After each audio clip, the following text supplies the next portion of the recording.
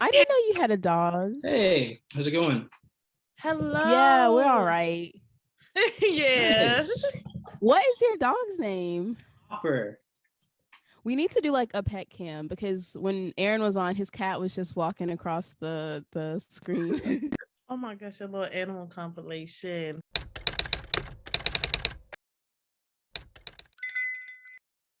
So you say your dog's name is Pupper? Yeah. That's Cute. sweet and simple. I love it. And how long has Pupper been in You guys the have family? pet? Huh? Oh, he's like less than a year old. We just got him. I want to be like, I want to say like Wow. 8 months now.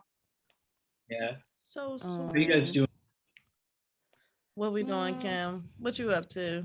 Nothing. Struggling to figure out what to eat today. Yeah, we went for a walk today because today was the end of our self-isolation. So we went outside for the first time in like 9 days.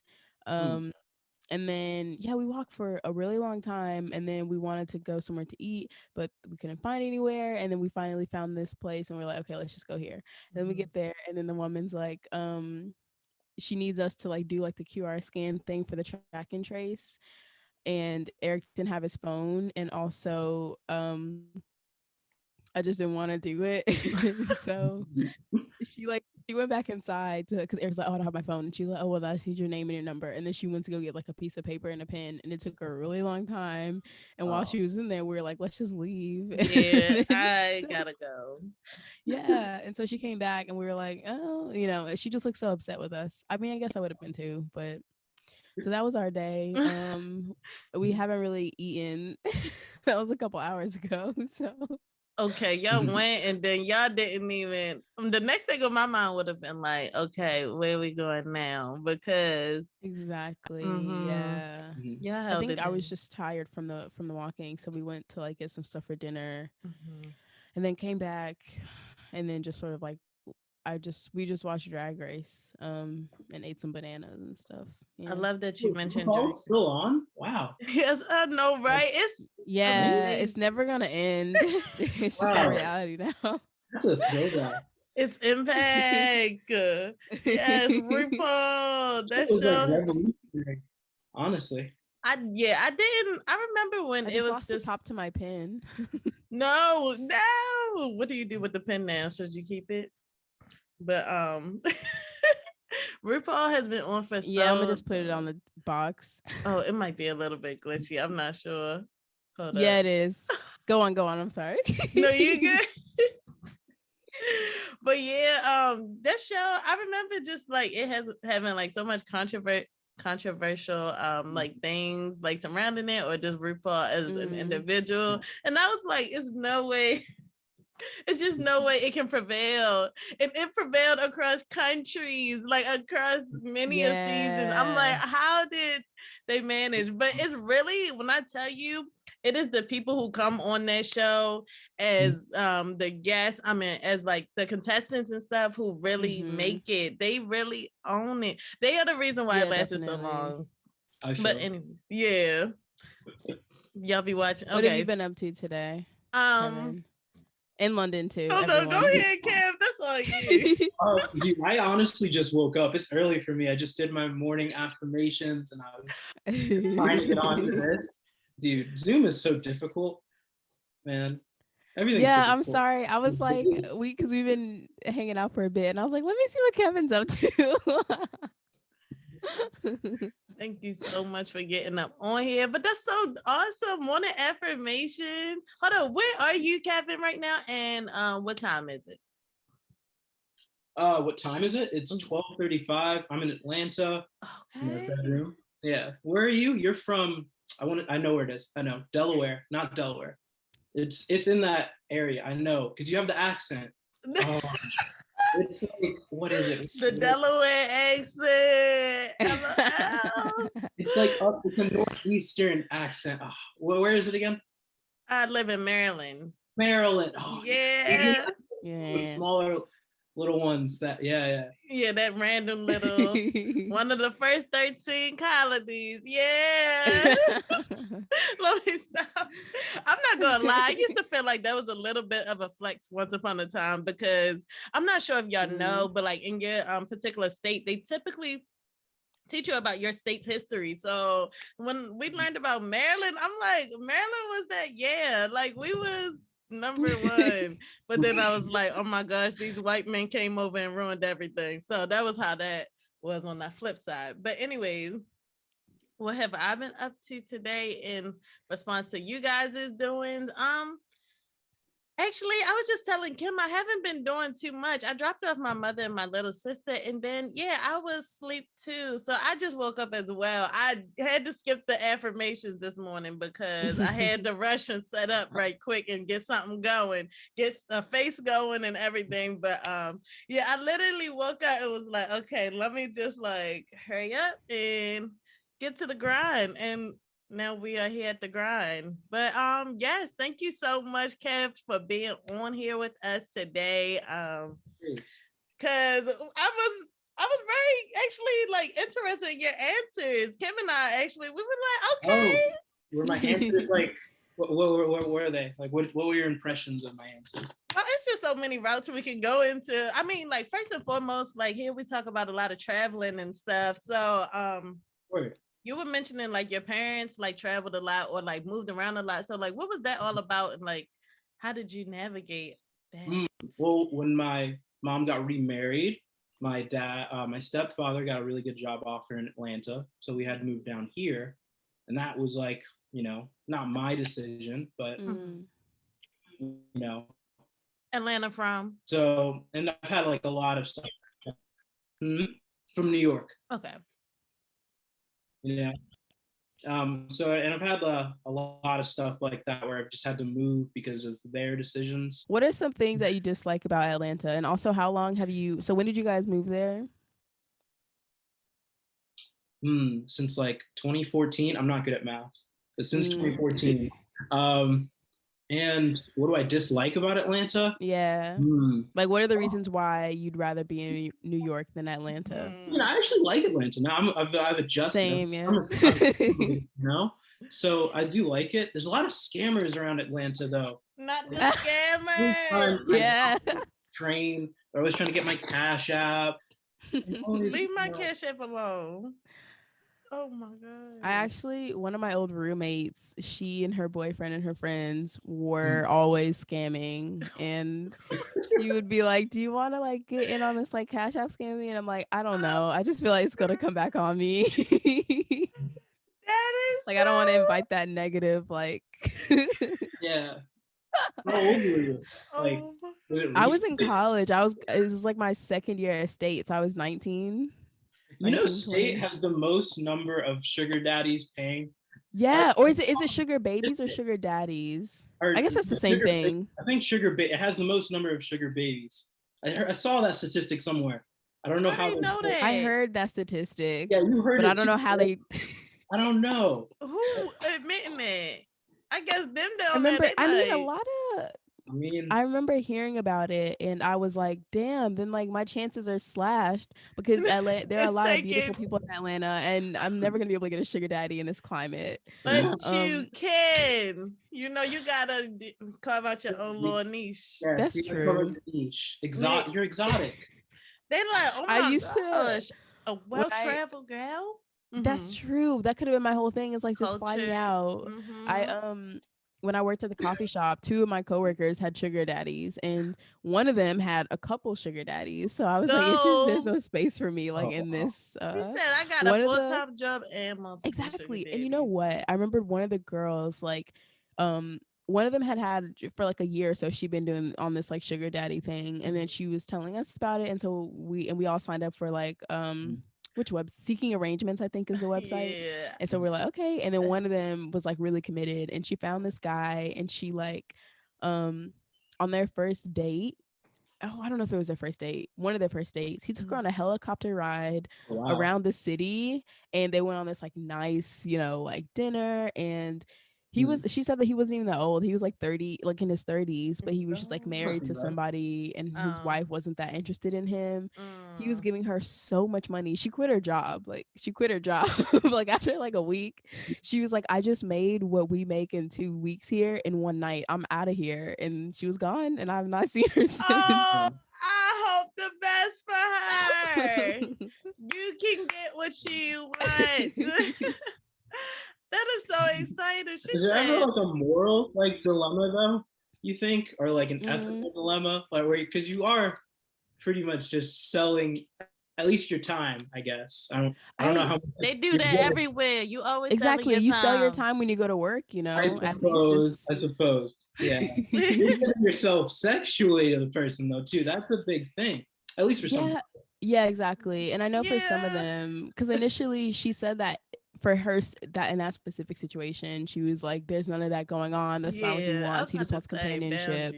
That's good. But then with my other coworker was saying that the guy that she would see, most of the time they just went out to dinner and hung out, but then sometimes like he'd, you know, want like sexual stuff, but she was like, it wasn't that often.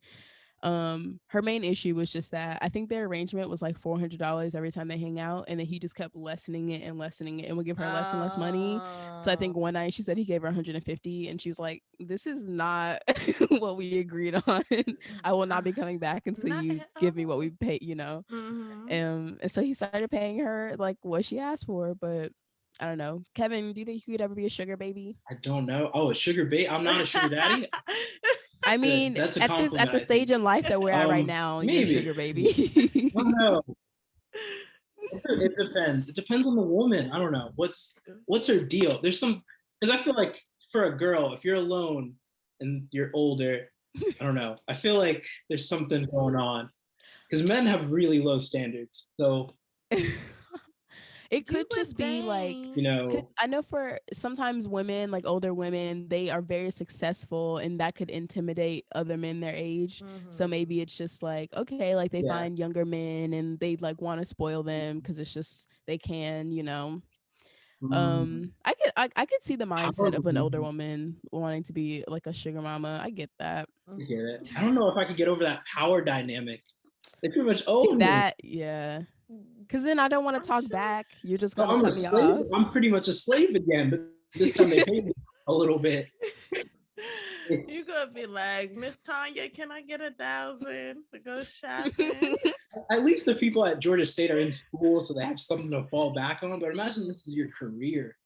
Your livelihood is attached to this other person now. Ooh, and I mean, that'd be kind of how it is. You need to have a life outside of it. In a lot of businesses. Because if I had a degree and a job, I could be like, well, I could get another job if something came up. But I don't know. Can I get another sugar daddy if like things don't work out? Be like, this one not paying as much as that one is. Yeah, that's what the websites are for. When you raise your price, like when you get experience as a sugar baby, like put it on your resume. These are my first rodeo, like I know what I'm doing. That's interesting. Maybe you go to like Dr. Miami and you get like fitted out a little bit. And you know you got raising after that. That was a bill. So you gotta get that money back. Oh my gosh, that is hilarious. Well, I'm like, y'all ask for what you want. You might as well. You have nothing to lose out there. True. And be careful, y'all. Yeah, just be careful. Vet your sugar daddies. And that was really a dream come true that you expressed, Cam. But yeah, I'm one coworker. Yeah, I mean, I was really jealous. Like, I'm not gonna lie. Be like, and I still got work here 40 plus hours a week. I'm like making coffee and handing people sandwiches, and she's on a helicopter. Like, okay. Like, have fun, be safe. Enjoy it, have fun. Like living those traveling dreams and stuff too. But also, like, I wouldn't want to travel with somebody who I'm not like, whose energy or space like I don't really want to be in. So I don't know how I feel about that because I'm like, oh, you random. You probably like. I feel like that adds another element to the trip though. Like, what's this guy gonna do? You know? That's so scary. No, that's so scary. I love hanging out with just in general, just weirdos off the wall characters. Because it's just like, what are they gonna do, you know? But that's true, yeah. I'm like, at what cost? Because like shout out to Tom, dude's crazy. I knew you were gonna say him. I think you guys I think the blackface guy. Yeah. Oh yeah, we gotta remember. get into that. Yes, Kevin. So Tom, what was he going on about with that? He's also from Italy, isn't he? Is he Italian? Yeah, he is from Italy. Yeah. He reminds me of this boy who I went to college with actually back at home, and I was just like, that is so funny, like having this international twin. But yeah, so I don't want to put too much heat on your back, but I want all the smoke. All the smoke. So one of the key significant things that I remember about you and Tom is our conversation. I'm not even sure how involved in the conversation I was, but something in regards to like y'all doing like a costume or something, like in regards to the white face and the black face. And I wanted to know a little bit more about that backstory and how you feel about it ultimately, and also how you thought that we felt about it too. Yeah. Okay, so Eric had told me you guys were not very fond of it beforehand, and I was like, granted, yeah. I can see how they feel about why. Honestly, though, I don't know. It was a very impulsive thing. It was actually my idea. You know, I don't know what that says about me. It was my idea because we had procrastinated and we didn't have a costume for the costume party. We went to a party like that too, and I was like, "Why don't you just go in blackface, Tom?" As a joke, and then he was like, "Well, you know, Holly's got a paint kit. You can go whiteface." And I'm like, yeah, we could do that. Yeah. And that we jokingly tell Holly to get the paint kit. She goes to get the paint kit and we're like, oh, so we're doing this. We're committed at this point. He's already getting like blacked up. And I was like, oh, make the lips red. And then I don't know. I didn't know it was a whole caricature. It just kind of spiraled out of control. But I don't know. It was very funny in the moment. There were very mixed reactions when we went to the party. Yeah. And then I told them to get changed, of course, because we were only down there for a minute, and I was the only black person in my accommodation, so it wasn't like a thing really. But yeah, I don't know. I don't really feel any type of way about it. I don't think. Like, I'm good. I guess I don't know. I'm not really even sorry if I offended people, because I mean, not everyone's gonna like you or get your intention. It wasn't any malice behind it. It was more of a joke because, you know, he has a black friend and I was in whiteface, and I don't know. I thought it was pretty funny in the moment, and it's probably not something I would share too much, but I don't know. You gotta live your truth, you know? Like, and you own what you do, and yeah. Would you do it again? That would just be played out. Then it's a problem. It's like, Kevin, what are you doing? Why are you always in whiteface? Or why are you always in blackface characters? Like, you know, the one-off time, it's like, okay, that's that did the job. Yes. I'm sorry. What was you saying, Kim? No, you're fine. I remember once when I was in middle school, I was talking to one of my friends, and I had the idea. I was like, because we, you know, both had our makeup with us and we were at a sleepover, and I was like, oh, it'll be so funny if we like put on each other's makeup to see what it looks like. And then in retrospect, I'm like, oh, like she would have been in blackface because she would have been putting on my makeup. But I just didn't think of it then as like a 12-year-old. And yeah, I guess it's like the same sort of vibe. I don't know, maybe. I find it really funny though that you said that when you guys went to the party, it was like a mixed reception about it, because I'm assuming it was just like mostly white people, because it was like like in Newcastle here, and so it's just like there were a group of Nazis, like people dressed up as Nazis, so they were getting a little more of that. Oh, that's so weird. Oh my gosh. They were like, I don't know what they were too drunk really to like more see if it was a joke or not. I couldn't really tell, but I don't know. Yeah, it was, and they weren't from our accommodation. It was like somebody's friend from that was Dutch, and like it was a whole big group of Dutch people, and it was like, oh, not the Dutch folk playing that out. Were they like World War II Nazis or like neo-Nazis? Like no, like World War II. Like that's a dedication. It was actually very well done. Very well done. I'm not sure, like, you know, I don't know what the intention was. This was one hell of a party. I must admit, y'all was just like great. It was such a great. It was actually good. I'm glad that y'all had a good time. Y'all just, you know, I guess when you kind of peel off that layer of like no limits, literally no limits, y'all just said we're gonna just do it up. So that sounded like what that was. Robert Downey Jr. did it, so why not? Oh Tom? Yeah, for Tropic He Thunder. Shouldn't have did that either. And he didn't just do blackface. He did like black. Like he blacked up his whole thing. He had the hair, the voice, like everything. That man was. I did not realize that was Robert Downey Jr. until years later. Years. When I tell you the first time I seen that movie, I thought that was just some black guy. So I felt very Jew. There's like a point in the movie where he like takes off everything and he has like blue eyes and like blonde hair and he's like Australian, I think. Then you can tell I didn't see the whole thing. Because I remember being like, what? I mean, I understood it was Robert Downey Jr. and that he was doing blackface, but I just don't find Tropic Thunder to be like that. It's like not. Maybe I'll watch it again. But I just remember like not being impressed when I was 13, so I don't know like how I'd feel about it now. I have no clue. Have you seen Tropic Thunder, Kevin? I have, but it was so many years ago. I don't really remember at all. Blast to the past. But his character, I don't know.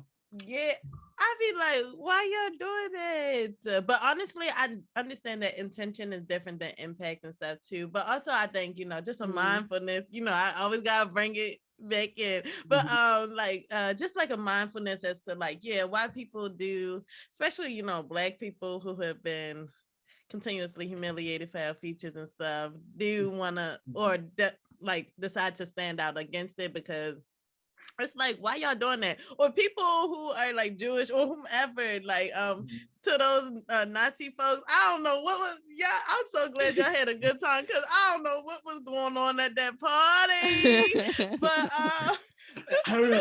I think in Europe there's a lot of just people who are edgy for the sake of just being edgy. Yeah, it was a lot of behind the scenes. People used to, Well, yeah. When they feel like they can get away unscathed. Yeah, that's true. I had I told London and I talked about this, but like one of my friends, who's probably let me not do that.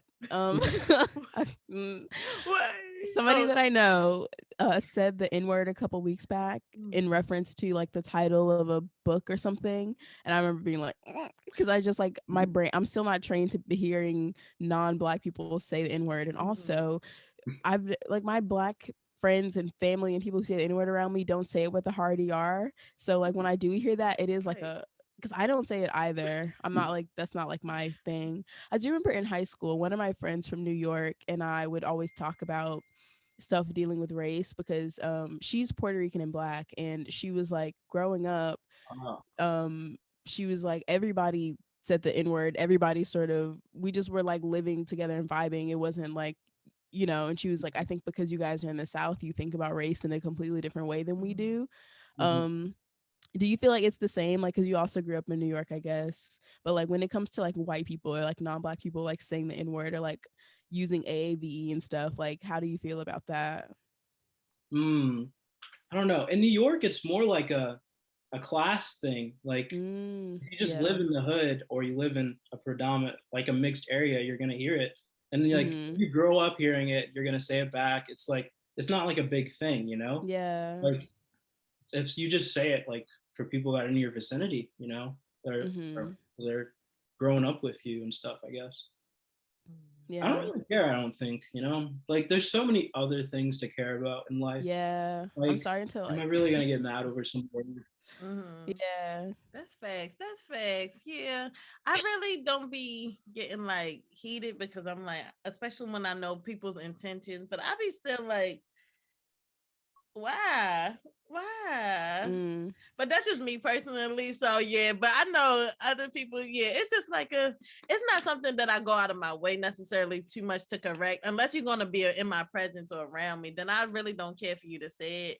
Especially not at me. I can't even imagine like saying like what up my nigga or something to me. I'm like, wow, you really must think we niggas, don't you? Okay. You really must think that. All right. Okay.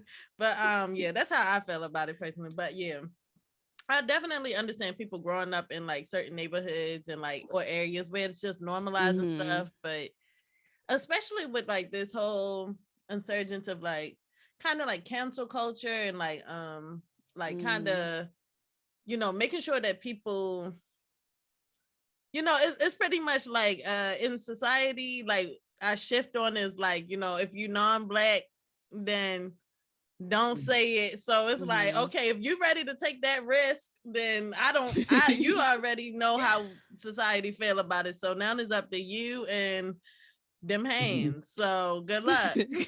Not my hands. I'm probably gonna be chilling because I was just trying to give you the heads up. But you know, you meet the wrong one.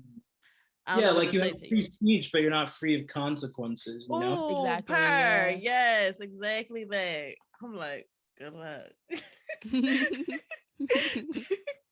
But definitely in Europe and stuff, I felt like they kind of thought about it a little bit differently. Were you about to say something, Cam? No, I'm thinking about like the ways that just Europe as a whole, I don't know, okay, because I think like growing up and like reading James Baldwin and listening and like people like we talk about this all the time, but like Josephine Baker and like James Baldwin and like Black people who like left America and like went to France and like just thrived lives, and just I guess like sort of like really like acclimated to that like bohemian also because it's just like something that we prescribe to France and I guess like parts of Europe where it's like, oh, they're like freer and stuff like that. No, they Islamophobic. That's true. Yeah, I keep forgetting that France. That's like a whole vibe over there. And even James Baldwin, didn't he realize that France wasn't really like what he thought it was? Sort of. I think so, but he still lived and died there. Like he still didn't come back to America. He said it's better than them United States. Exactly. I tell you what, and I understand. I understand.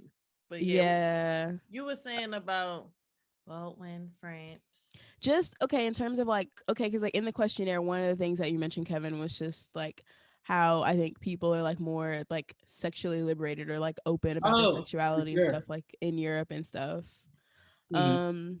Which I don't know, because I feel like, okay, this is TMI, but I feel like my ability to like be open and like speak openly about sex and stuff like that, just like once I got to England is like when I like a lot of stuff changed for me, and that was just like one of those things. So I can't even like really compare it because I don't know like you know, since I didn't talk about it with my friends like as much and stuff. So it like yeah, but like what did you like, so in your experience, like how did you come to that conclusion about it? Just interactions with people, they'd be very open about like what they're doing and who they're doing it with, and just like it just seemed, and like also just like, you know, like in America when someone's gay, it's like they're very out, you know, like people tell you, oh, he's gay, by the way.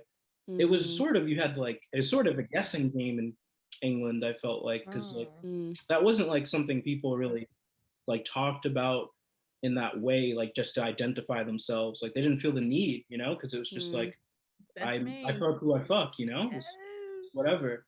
And I get that, like, and I think that's really nice. And we don't really have that in America, I feel like. It's like it's more like hush hush.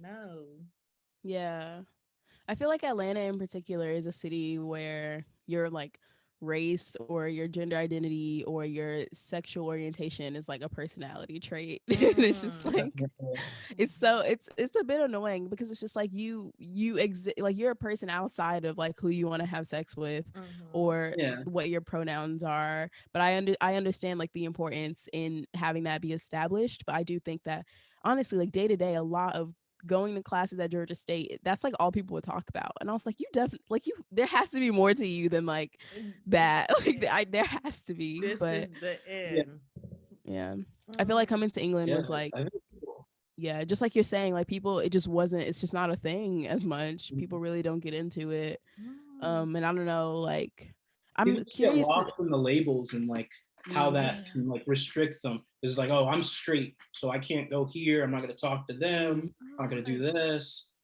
I can't wear that, And it's like, so It's so annoying. And Mhm. it's so, yeah, like you said, it is so restricted. And like, I don't know, we had this thing over here where it's like, I guess, like, I mean, besides people making it their own personality trait, I think other people also kind of like bestow upon them, like, you have to tell me what your sexuality is, or like what's going That's on in your true, yeah. pants and stuff. Like, it's my right to know, pretty much. Like, just for yeah. talking to you. And it's like, no, it's not. Like, maybe if Yeah. we get Honestly. intimate or whatever, then like we can switch it Exactly. That's the over. only time it matters, like what is going on, like, Yeah. underneath my clothes. And other than that, dick up. But over there, I definitely like, I mean, I'm trying to think. I don't have too many.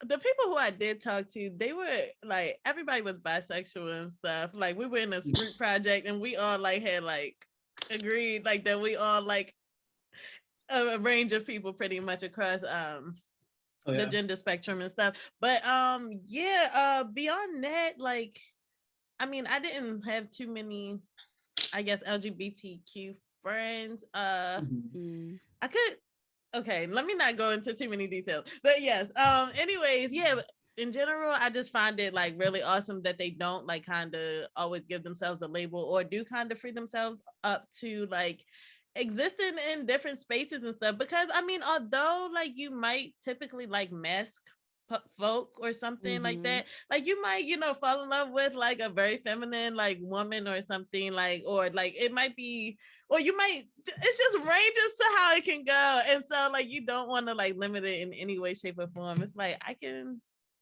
it's just so many different people. So and we're so young, like we're always finding out different things about ourselves, responding to stimuli and all that.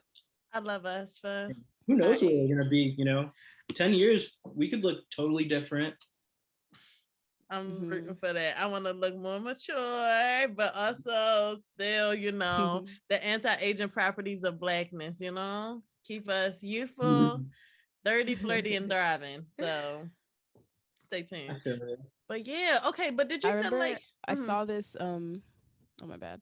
Sorry. You got that. I was just saying something really dumb, but I saw this screenshot of a tweet by some magazine or like new like article, whatever, and it was like scientists show or studies prove that black does indeed crack, and I was like, ugh, like you're such a hater. Just stay over there. The person like, who wrote that. I don't know. Such a cringe title.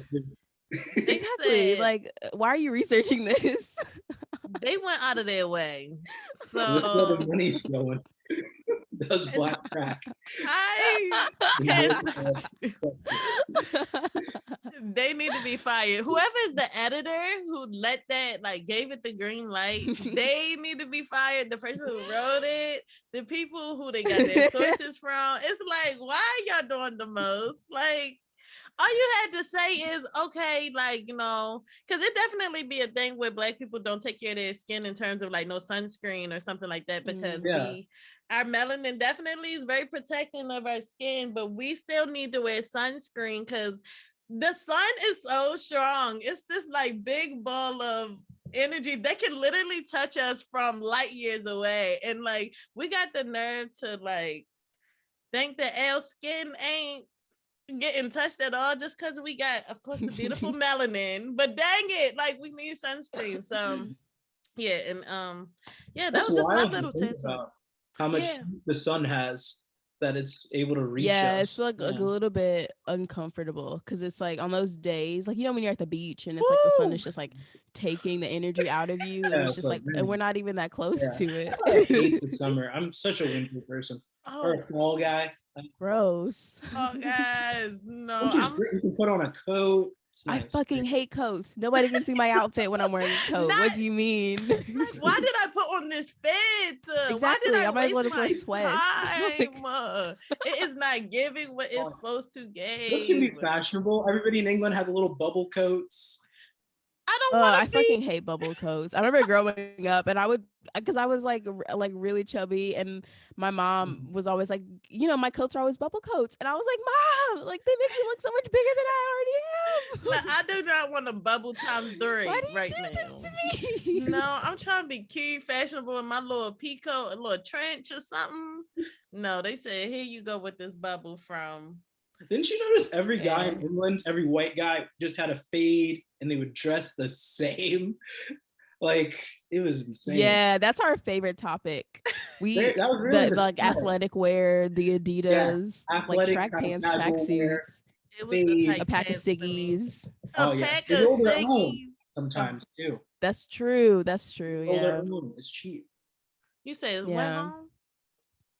Rolling their own cigarettes. Oh yeah, they used to be out there. Like, I'm not gonna lie, I had to roll a couple in my day, but honestly, I didn't really like. Oh wow, we don't even have to really talk about it. But I'm like, over in England, after it was just a lot of things that I'm like, England pushed me to do. Actually, it was me, but like after drinking and stuff, because I'm more of a like weed smoking stuff. Oh yeah, I don't know if I should block that out or not. We'll see. But yeah, so like going over to England and stuff, I was like, oh, I don't, you know, I'm not smoking or anything, so I'm just kind of chillaxing. But I'm telling you, after them drinks and we used to be on the walk home, I'm like, I need a little something to just take off the edge down a little bit, yeah. Something. And so I like my roommate, he would literally always have tobacco on him, so I would like or at least try my best to roll something, or I would ask him to roll something for me, and that was just like a little top off of the evening. All I'm gonna say is England really saw me smoke a lot more cigarettes than I have ever smoked in the United States. So that was I agree, yeah. Shout out to the England folk. Maybe try smoking weed instead, but also they really don't like that over there. That's not their thing. It's not really. And if they're doing weed, it's like with the tobacco in it, which I can't stand. Because you can't take a hit of like a blunt in the same way that you will do it with like with a spliff or whatever it is with the tobacco in it. It hurts your throat, and then I wake up the next day and I'm coughing. Like, what the hell is that? We persevered really with those because I was like, okay. But I, hugged it down for sure because I'm like, hey, I want to try to get lit. But definitely coming home was a privilege. But y'all, we will be right back because it is in less than a minute. In a minute. Oh my God, Kevin. Okay, another thing that you said on here. So I was asking about like regrets, and then you were like, "Yeah, breaking the law when you're young," and I was like, "What?" I low key felt that because I could have gotten away with so much. Breaking what laws? Trespass. I don't know. I was thinking more like just those darn kids kind of stuff. Like I don't know. Okay. Party in a park at night, like drink. I don't know. I wasn't thinking like crazy shit. Like, I don't. Yeah, I saw. Is being in the park at night a crime? Low key, they be saying you got to be there from dusk to dawn. Yeah, they go to the park sometimes. You got to dip up out of it. It's just stuff like that. My taxes pay for this. Shoplifting, maybe? I don't know. Why not? Yeah, okay. Get some more stuff from Walmart. Huh? Who am I affected? I had a friend in. That's like, true. It's a $40 company. Like, no one's losing money. Walmart is not losing money. It's a victimless crime. As an adult, I can't do that. But like, when I was in high school, yeah, you can. Why can't you shoplift now? I don't know. You gotta hold yourself risk to standard. Oh, I said the risk. Oh, yeah, there is risk as well. Like, we're gonna look so stupid. I'm like, that's true. Because I feel like. Like, why'd you steal this gum, Kevin? What are you doing? I'm gonna look so dusty. I tried my best.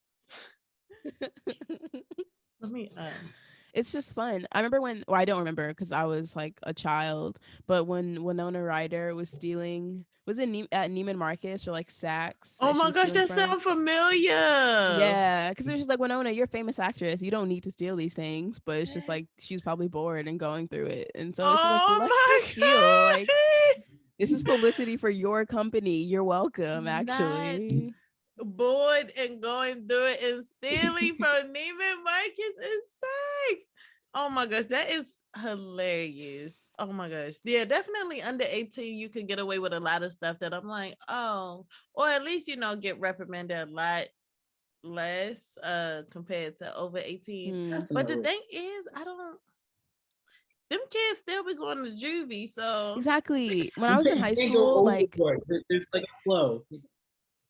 when I was, you can't like commit too many crimes. I suppose. But yeah, no. Okay, when I was in high school, that's my 5th time saying that. I'm trying to tell this story, and it's not even my story to tell. I'm so ridiculous. But okay, so my friends would steal all the time, like my white suburban friends. And one time, one of them got caught. She was with other people, and they like ditched her, and she got caught, and she had to go to court. It became a whole thing, and we thought it would be funny to like get T-shirts made, and we were gonna be like, free, and then her name, she never went to juvie or like got arrested or anything, but we wanted to do it. And then she cried about it, and she's like, I can't believe you guys are making a joke out of this thing that's like it's like really serious, and I'm not like, this isn't fun for me. And we're like, okay, we won't make the shirts then, but we will make jokes about it. My god. Because you don't get caught, like that was on you. Oh my gosh. True. That is hilarious. She said no to the T-shirts. No. I would rather not see y'all in free me shirts. Thank y'all. Love y'all, but no. That's real. That'd be such a cool memory to have. I was about to say. Exactly. We should have did it anyway. Like, she out. She never go in. Exactly. So fire on that. Oh yeah, but okay, this is kind of segueing into yet another question I have for you, Kevin. But you said you're a creator. Sure. So what do you create, or like what are things that you like to create? I like film a lot, and I like write a lot of screenplays, and I've helped a lot with some production at Georgia State because they're really big on that over there. Like, did you ever do anything with that? Yeah. With that theater, did you ever go to and it's that? embarrassing because it's so much. Oh, I never went. The one on campus. Yeah. No, I think it. Did they even charge us? Because we were students. I'm not sure. They charged us at my school. I don't remember. I only went like a couple times for like the short film contest and all that. Yeah. It's so exciting to see people who you literally go to school with like create stuff. And I'm sure that, I don't know, what's that going on in my school? I don't know. They were creating a couple things in the mass media department, but I don't know. I don't recall seeing any short films or anything. That's really cool. I would be like, and like you just hold on. So you said that you write screenplays and stuff. So have you, like, how did those come into like fruition? I just grew up really liking films, like directors like Wes Anderson, Tarantino, Classics. And it's such a beautiful medium, I think, too. So you do that so much room for. Yeah. You said so much room for what? Like expression and all that, you know? I agree. I forgot what I was watching. I forgot.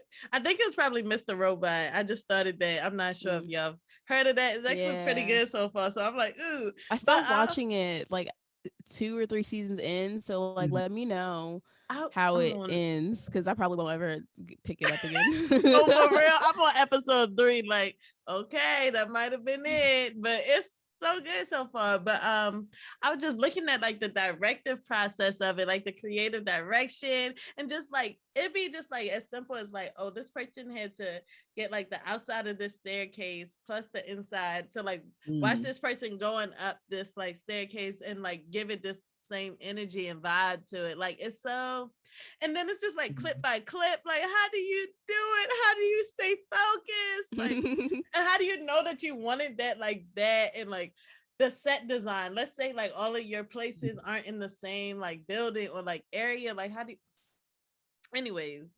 I was watching this super trippy film on Netflix. Let me explain the concept. So it's like this jail, and like there's like it's only just rooms going down. Like I know what you're talking about. We saw that. Yeah. Oh, and like at the top, they get like the most food, and like a tray goes down like each floor, and people get less food. It's so wild. Like it's like a pretty shallow allegory for like our world. It's like, okay, I get it, but it's like a really I get it. Yeah, it was such a cool concept. Like, yeah, because like on the lower floors there wouldn't be any food. They were done. If you were sent to the lower floors, you was.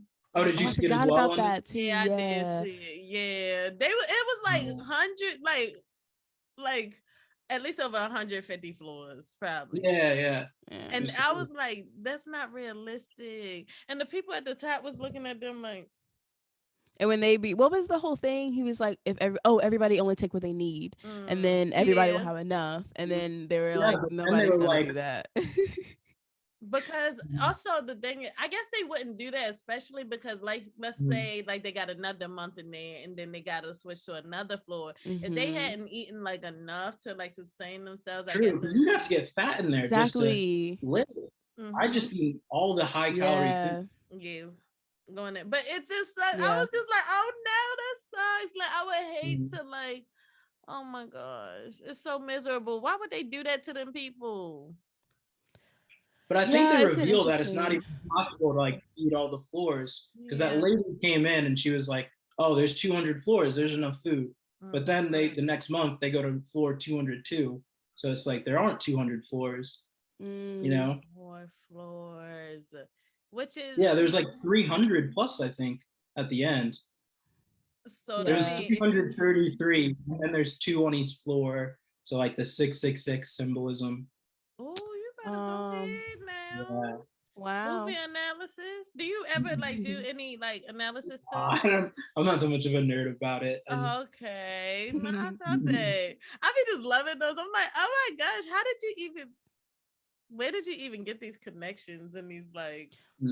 Oh my gosh, speaking of, you guys, so I think I might delete TikTok because my For You page now is tailored to me, obviously, and it's all these conspiracy videos and stuff, and it's like stuff I used to grow up watching on YouTube about like mermaids and shit.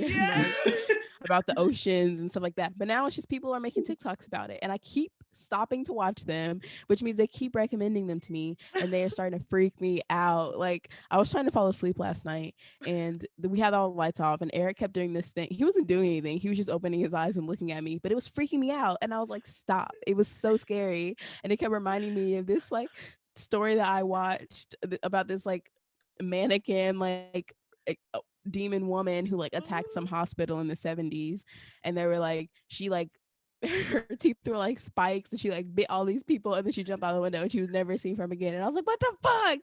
And I was like, I know this probably didn't actually happen and that it's probably not real, but I'm trying to fall asleep, and now all I can think about is like this woman jumping through my window. And I hate the app. I don't know what to do now. God. I was like talking to some friends about it, and Eustace was like, all I see are like ass shaking videos. I don't see any scary conspiracy stuff. So that's what he's been up to. Exactly. So that's on his For You page, and yours is conspiracy page. Mine is really sexualized as well. That's so weird. Interesting. That content, I mean, it sells. I don't know. Oh, we gotta regulate this more, because people under 18 be using these apps, and that's just not. I'm not comfortable with that. Honestly, I say throw them to the wolves. Why not? Throw them into the TikTok wolves. Go explore yourself. I'd be like, hold on. The thing about exploring themselves, I'd be like, yes, please do it. But they also need some home education about how to really explore in a safe manner. Yeah, just tell them not to do like stupid shit, but like fuck it, man. Like, just give him a phone.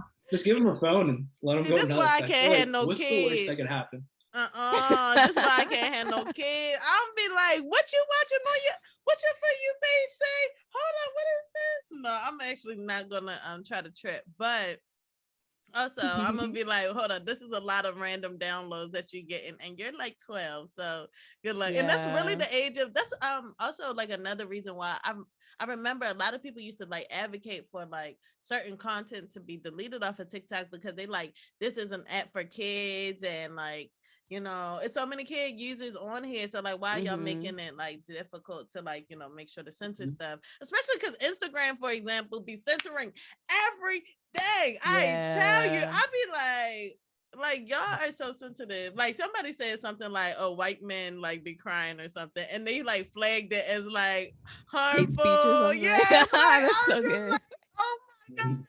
But then you see one nipple and they like, oh my gosh, you almost like, no, you can't. No. But anyways, it'll be interesting to see if the like these apps coming into our lives have any effect over. We about to be a mess. Yeah, and it's like it'll be so long until we know, like, you know, until we can actually study it. We're gonna be 70 with our like iPhone 13. That could happen though. I mean, I don't know. Kids just keep getting like. Did you hear about that like TikTok trend about like Rape Day on the April 24th? Yeah. What? Yeah. Huh. What does that mean? Is rape? I think it's like Sexual Awareness Month, April, or Sexual Assault Awareness Month is April, and so trolls were like, "Oh, let's make April," you know. So I think it's like just meant to be a joke thing. Yeah, it's just a meme thing. Yeah, I'm pretty sure. Yeah. See, why do people have to be like that? Why you gotta go and do that? Like, y'all can. It's probably just kids, honestly. That sounds like something like a 16-year-old. But it's like, why would you do that? Find funny. It's dark humor. I'm like, huh? Like, I'm about to fight y'all kids. Like, and kids really. So kids honestly, I don't. The male blood. Yes. Kids are. I was thinking about how when I was in middle school, we were like, boys were low key like sexually assaulting us, and it was just like funny. And like it was like haha, but like they would do, I remember they have this thing called like scoops that they would do where they would like take their hand and like cup your boob and like scoop it. And looking back, I was like, I guess I turned out fine, so it's okay. But exactly. The thing is, and there was this other thing I remembered, and it was called gum, and it was like the boys would like take their take their dick and like squish it, and so it didn't look like a piece of gum, but they would just like flash us.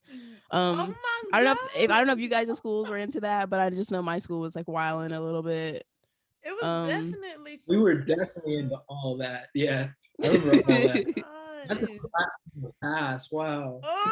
Because then it's like, then we wonder why these little boys turn into these men who don't know nothing about consent or nothing about being aware about other people's bodily autonomy. Like, I don't want to see your gummy dick. I don't want to see it. I'm 11. Like, it's just like, like you really, that was a blast to the past and stuff. The thing is also though, at that age and stuff, especially when like y'all all that age, you know, you might be like, oh, he cute or whatever. So you kind of like, I guess like him touching my butt isn't that big of a deal because I kind of want him to touch my butt, but it's also like I'm 11. Like we're both 11. I don't know. It just makes me thinking like, I don't know. Kids are innocent, but it's like, it's the hormones and all the meat. I'm telling you. But even in the meat, the hormones in the meat. Wait, are you vegetarian? Yeah, a little bit. I don't know. I think because I can't. I remember we talked about it, and you like were, but then I couldn't remember if you like were. I ate sausage a couple weeks back. And how was that was my first time eating sausage in like 6 years. But yeah, you're right. There's that like girls have their periods like earlier because of all the hormones in food or something. I don't know. Mine's is irregular. Oh, that would make sense. Cause like, yeah, like American and like Western diets are super like dairy heavy, and like dairy puts so much estrogen in your body. Cause I remember I started my period for the first time when I was like 9, and then it like went away, and then it came back again like years later. But I think that probably was due to, yeah, just like probably, yeah, like eating so much fucking cheese. Thanks, mom. But it's the yep, American I guess I'm gonna be vegan. Fuck it. Vegan. Y'all ready for that? The standard American diet. Yeah. I don't like one of my friends who has a baby, or I keep calling her a baby, but her kid's like 3. But she's like, she loves mac and cheese and quesadillas, and she's like a really picky eater, so it's like hard to feed her. And I was like, oh, that's rough. But like, you can't, if you don't give it to them, they don't know that it exists. So like, if you don't give them cheese, they won't eat cheese. I don't know. I agree. I agree. Please don't feed your babies nothing that they can't.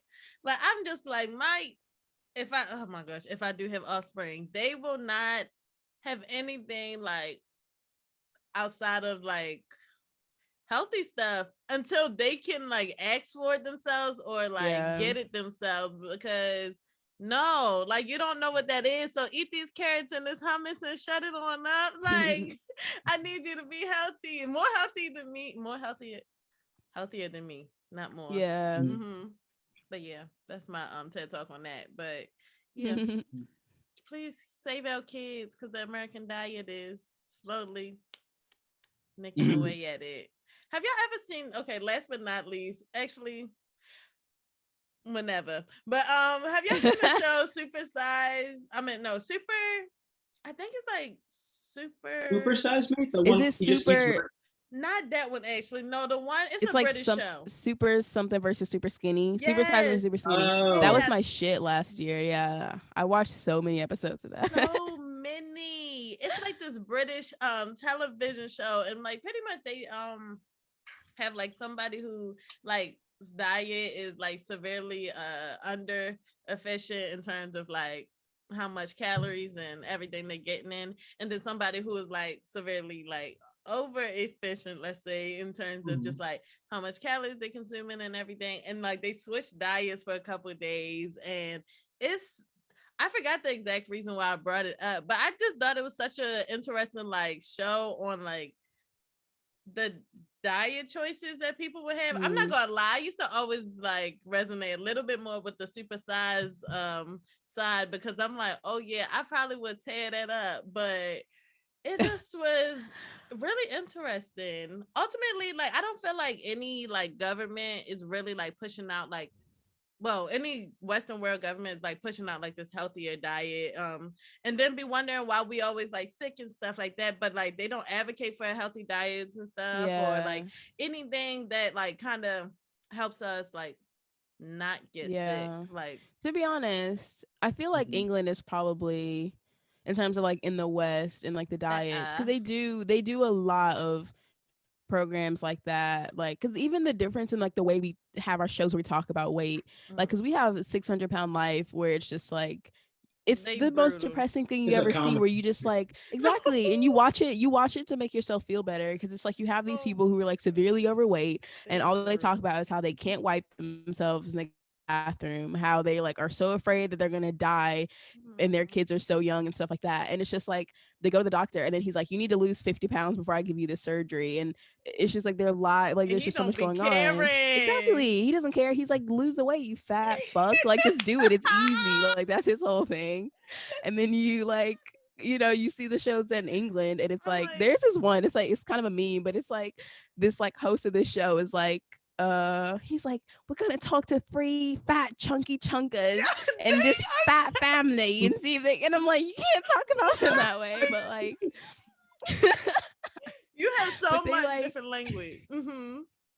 They in the super size versus super skinny, they have a doctor who like regulates the program, and like the whole point is just to talk about the health, and he tries to explain to them why like neither of their diets are healthy, and like how they like give them practical ways to help. And it's just like, okay, I imagine for the audience watching, they're like, okay, well, I can like take some of these tips too. And then, you know, they try to do their like they have their 5-a-day thing, and like they put it on all the labels of the food. And then England also does this thing where I noticed, like, if you buy like something processed, like if it has like a lot of sodium, like it's like color coded and like it'll be red, and so you're like, this is too much sodium, this is like all of your sodium intake for the day. So it's like it just helps you to be like more conscious of it. But I don't know, people are still like, I remember when I don't know, Kevin, I think you did, my flatmate Peter from Italy, he when he came to England, he was just like, oh my god, the people are so fat. And he's like, I've never seen so many fat people in my life. And I was like, Peter, that's rude. Oh my gosh, he was probably making a dig at me. I'm like, Peter, I'm sorry, I'm not a size 2. I'm like, I can't wait to see what people in Italy look like. He was also like, I can imagine, freaked out by all the women who had like tan skin and like bleached blonde hair, because he was like, they're orange, why do they look like that? That is they all weird, look like actually. I agree with him. It's such a weird, it's like Jersey Shore, but the whole country. Exactly. So I'm like, I don't even, no offense, those people are not in my lockbox right now, so I'm thankful. Y'all hold it down. But y'all, we don't have, well, I don't know how much time we do have, but I did want to actually kind of ask you about oh yeah, I'm not sure if y'all had any more comments to say on the no, we're thing. just honestly saying nothing. Go on. Perfect. I'm gonna have a fun time editing this.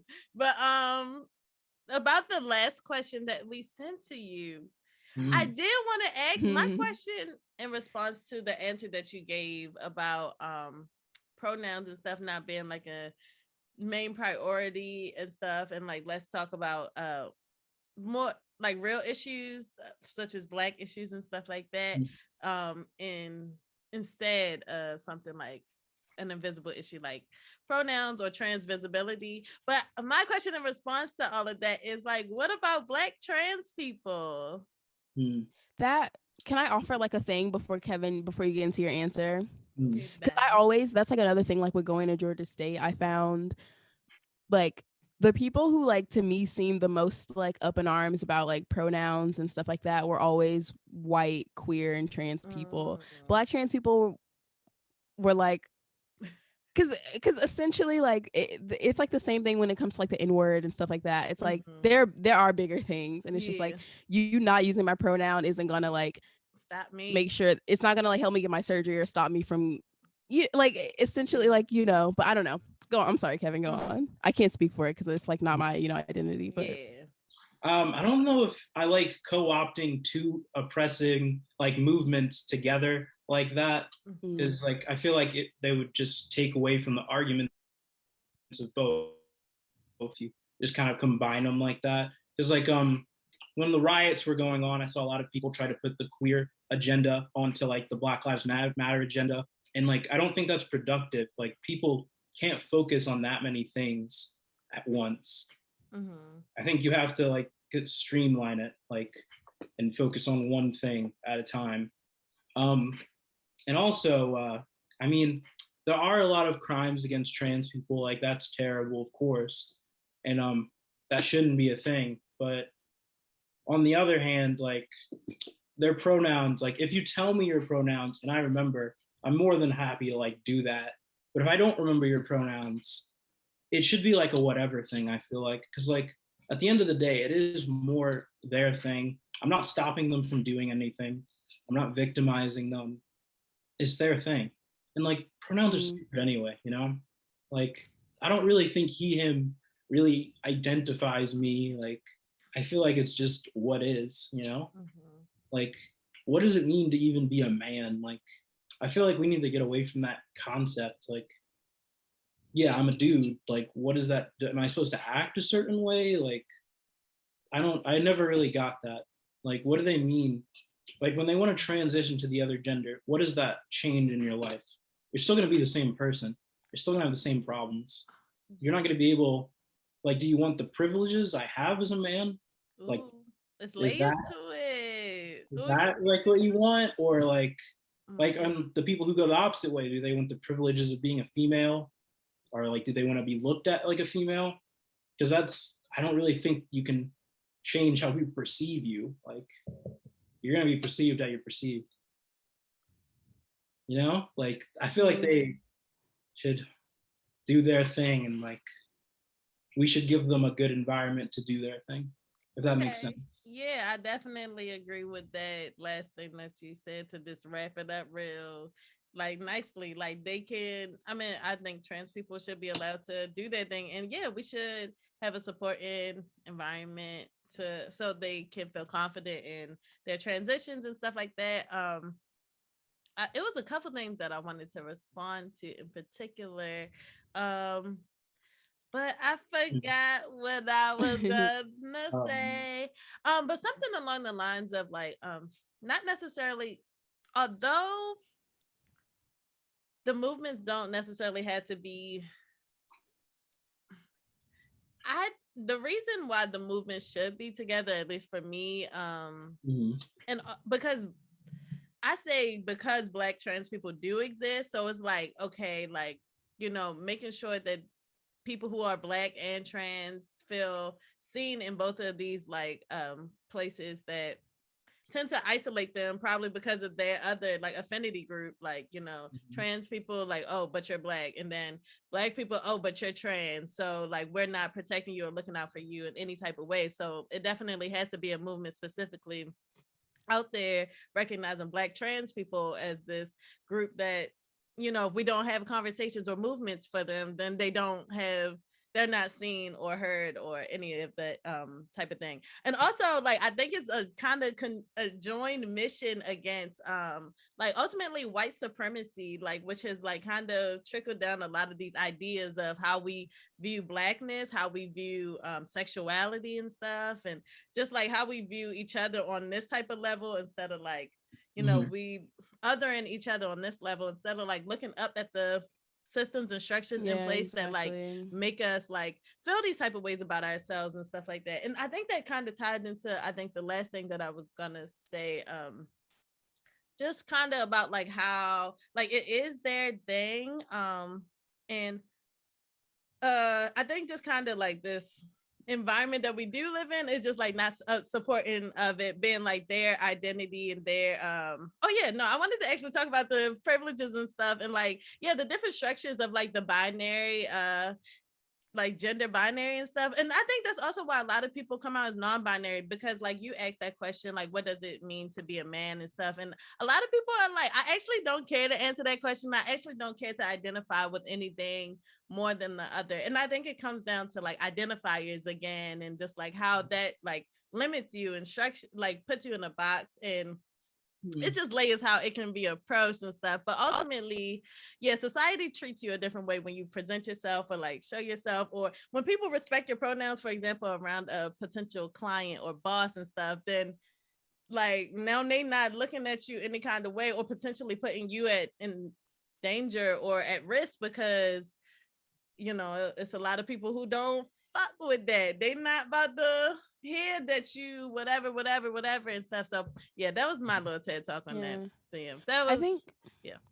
I'm curious about, because I know like one of my friends or somebody I went to college with at Georgia State, their job now pretty much is they've created a mutual aid fund for trans and you know, gender non-conforming people, Black people, really. I don't know if it's like extended to people of color, but I think their mission is just to like uplift like Black, you know, people in those communities specifically.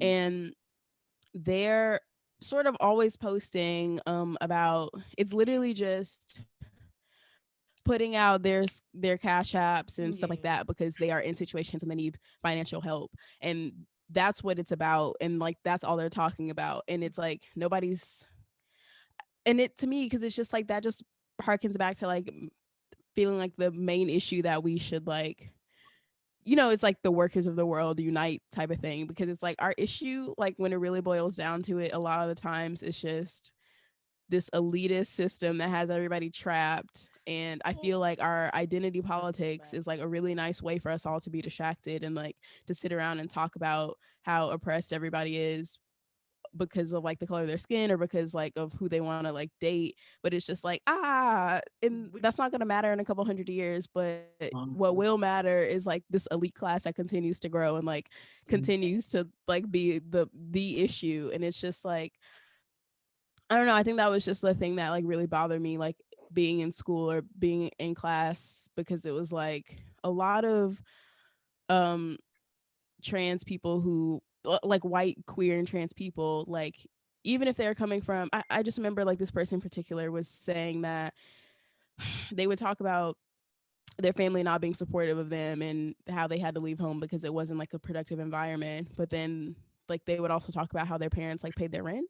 So I was like, oh, and that's like the privilege that I'm talking about. And like you're out, like you're being like really hostile because of like somebody's accidentally like misgendering or like things like that. But it's just like, and it's like you are so up in arms about that thing because like this other part of your life is just like you're still so sheltered and taken care of. And I think for a lot of like trans people who aren't of color, that's just like what it is. And that's, and so I think when it comes to just like liberalism in general, I think, I don't know, I feel like we get really distracted about like these like things that like essentially like probably don't have as much effect as literally just like having more money in your pocket and like that security.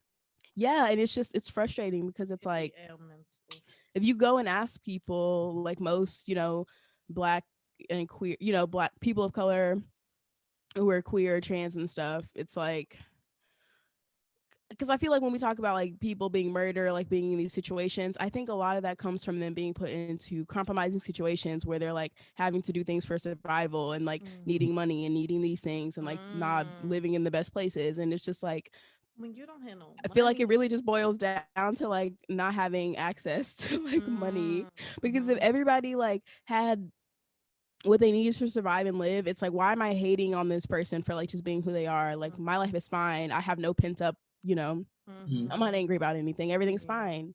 But people still gonna find a way to other people, even if we all had the same amount of money though. I think that's when it makes me think, like, even if we did have the same amount of money or like we was all good, people still gonna come down to these issues because it feels like some communities or some countries like don't do that. And this, I think it might just be because their populations are more secure, but we'll never know. America will never get to a place where we are even on the equal footing to know. So I guess this is just all speculation. What you would say, Kevin? Just to touch on what you said, like about like co-opting these things. I feel like it's like a kind of a trap to think that the oppressor is always the white man, Because like, have you seen Judas and the Black Messiah? I've not seen it yet, but doesn't. Yeah, Fred Hampton is killed because of like exactly. I'm like, okay, I feel like with trans people, black no, people it's that he was killed in the 70s. Like, I'm playing.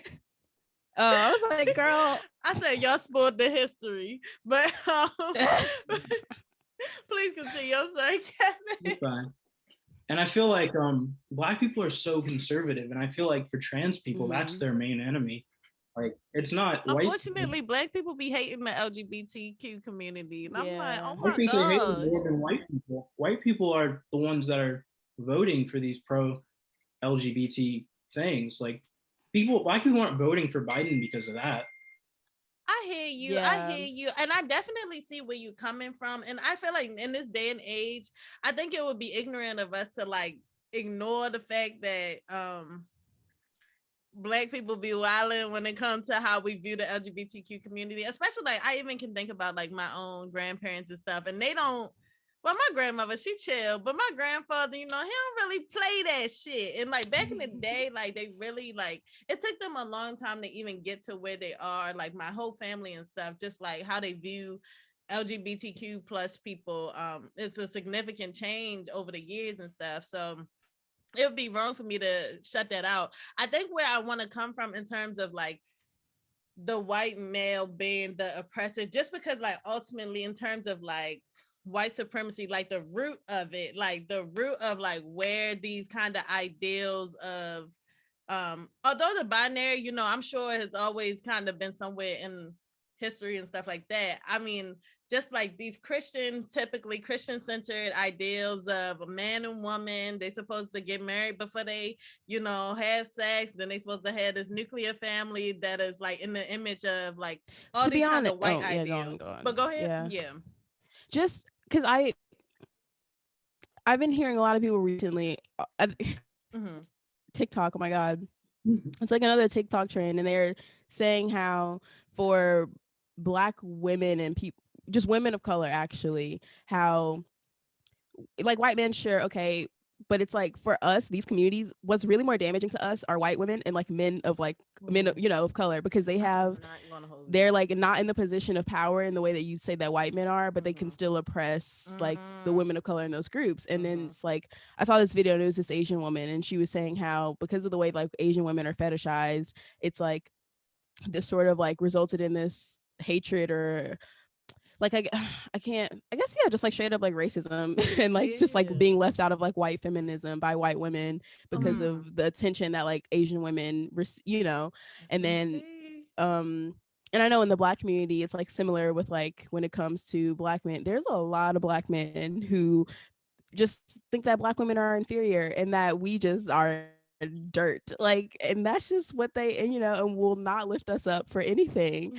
And it's like they're still in that position to oppress us because they're like, I don't know, like it's just really complicated. But in terms of like the nuclear family, because I think when you for Black Americans in particular, our failure, I think, to secure that nuclear family structure has resulted in a lot of issues for the Black community as a whole. And it is like annoying that we are expected to like subscribe to this like ideal that we consider to be like a white like standard, but I don't exactly like why does this nuclear family have to be a thing? But you see what happens like when it doesn't, like you have so many, like the Black family is the one where we like sort of like the only one where it's like being fatherless is just like a thing, like that's just like it's like more common than it is for your family to be intact. And it's like, and as a result of that, I think we see a lot of I mean, that we can talk about, like, there's like a lot, of specifics in the community, and there's like lots of layers to it. It's not just that one thing, but I think that is like